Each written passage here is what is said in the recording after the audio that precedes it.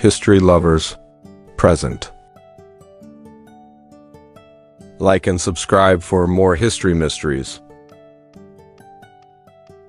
History remembers Bavaria for its kings, its castles, and its grandeur. But hidden between the pages of Forbidden's archives lies the story of a queen whose name was deliberately erased. A queen whispered to be cursed, and whose choices nearly shattered a kingdom. Tonight, we open the journal they tried to bury. The story begins with a chronicle that should not exist. For centuries, Bavaria's royal records skipped the year 1786, an unexplained gap every historian simply accepted until now. Hidden beneath layers of restored parchment was a missing entry, describing the coronation of Queen Adelheid, a monarch whose existence is absent from every official document. The silence around her is not an accident. It is a warning. But the chronicle mentions something else, something far more unsettling. A prophecy made before her birth.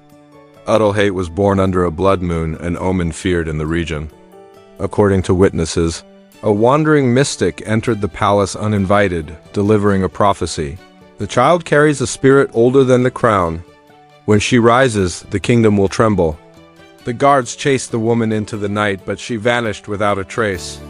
From that moment on, the royal court lived in quiet dread of the infant princess. And yet, nothing in her childhood hinted at a curse. Adelheid grew into a bright, compassionate young woman.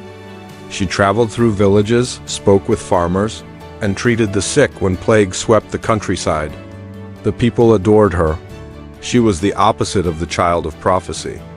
Her kindness made the mystic's warning sound like superstition, just another fading rumor of medieval Europe, until her coronation night. The moment Adelheid's crown was placed, a cold wind swept through the hall. Witnesses described the chandeliers shaking violently, though the castle windows were shut. The queen collapsed, whispering a name no one recognized. It was the first sign the kingdom had crowned a woman linked to something beyond their world. That night, the first disappearance occurred. A chambermaid assigned to the queen vanished hours after the coronation. No screams, no struggle. Only a single broken hairpin on the floor. The guards searched for days, but her disappearance marked the beginning of a pattern. Every person who spent a night near the queen either fled the palace or vanished. And rumors spread that the queen spoke to someone who wasn't there. Servants reported hearing the queen in long conversations, though no one else was present. She insisted she was speaking with the guardian, a presence she claimed had followed her since childhood warmth. But the tone shifted. Her late-night whispers became frantic. Panic, begging. The palace began to believe the curse was real. The turning point came with the arrival of the royal physician. The royal physician documented troubling changes. Adelheid's eyes dilated in low light, her memory fractured, and emotional swings came without warning. He wrote that she was fighting two wills within the same body. These notes were hidden by the palace but recovered in a sealed box centuries later. One entry, however, was crossed out violently. The physician was found dead beneath the queen's balcony. The official report claimed he slipped during the storm, but his final journal entry, nearly destroyed, suggested he discovered the true source of her curse. Someone made sure he never revealed it, and then the queen began sleepwalking.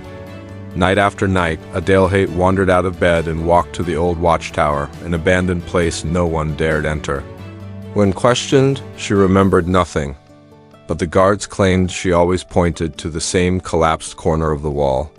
What they found behind that wall changed everything. Behind the crumbling stones was a chamber older than the castle itself. Carvings on the walls depicted a crowned woman bound by shadows, an image eerily similar to Adelheid. At the center stood a shattered, reflective altar. The queen fainted the moment she saw it, and when she awoke, she wasn't the same person. Witnesses claimed Adelheid sometimes spoke with a voice that wasn't hers, lower, older, commanding. Servants fled the palace, swearing she could finish their sentences before they spoke. The court panicked. The curse was not superstition, it was possession. But the queen made a final attempt to save herself. Adelheid sought ancient Bavarian rites, hoping to break the bond with whatever lived inside her. She prayed until her voice broke. But every candle in the chapel extinguished at once, and the presence inside her whispered, "You cannot be free." And then came the fire. A fire erupted in the eastern wing, no cause ever determined. The blaze killed 12 guards and forced the queen into hiding. Some say she started the fire during one of her lost hours. Others claim the entity inside her tried to purge the palace. The next morning, the queen was gone. Search parties scoured the forests for weeks. All they found was the queen's cloak hung neatly on a branch, untouched by the soot of the fire. No tracks, no body, no explanation. The Queen of Bavaria had vanished just as mysteriously as she had ruled. But her story didn't end there. Decades later, a final page surfaced, written in Otto Hate's unmistakable hand.